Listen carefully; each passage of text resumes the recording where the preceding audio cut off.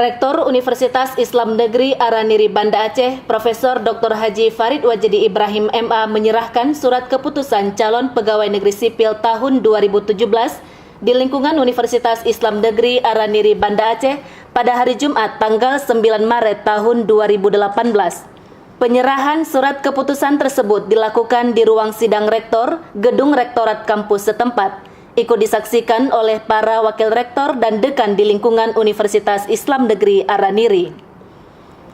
Sebanyak 10 calon pegawai negeri sipil yang telah mendapatkan SK diharapkan untuk mempersiapkan diri menjadi tenaga pengajar yang penuh tanggung jawab terhadap tugas. Keberadaan calon pegawai negeri sipil di UIN Araniri untuk meneruskan estafet dalam mengembangkan pendidikan di kampus. Ini bukan kepada saya, bukan kepada Anda. Ini untuk lembaga.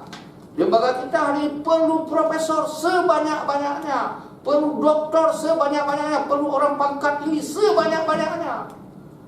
Jadi tidak ada menghambat lagi. Sekarang semua loncat, kalau bisa loncat, kalau lompat, semuanya boleh. Jadi lembaga kita ini, saya sampaikan, dengan menulis yang banyak, dengan naik pangkat yang cepat, itu menolong, satu sisi menolong diri kita, kedua menolong keluarga kita, ketiga menolong prodi kita, keempat menolong lembaga kita. Semua tertolong.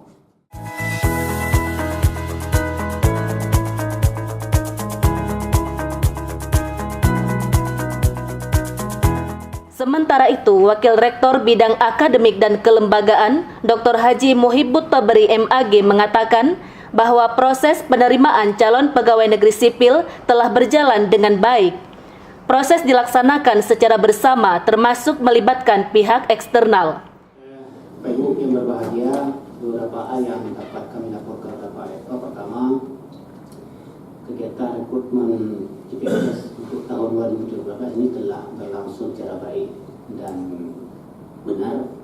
Karena kegiatan ini tidak hanya eksklusifnya perguruan tinggi kita, tetapi juga melibatkan dari berbagai unsur inspektorat, BKN, Pansel, semua hadir kemari sampai Ombudsman diundang dalam rangka langsung observasi secara langsung mulai dari awal pendaftaran.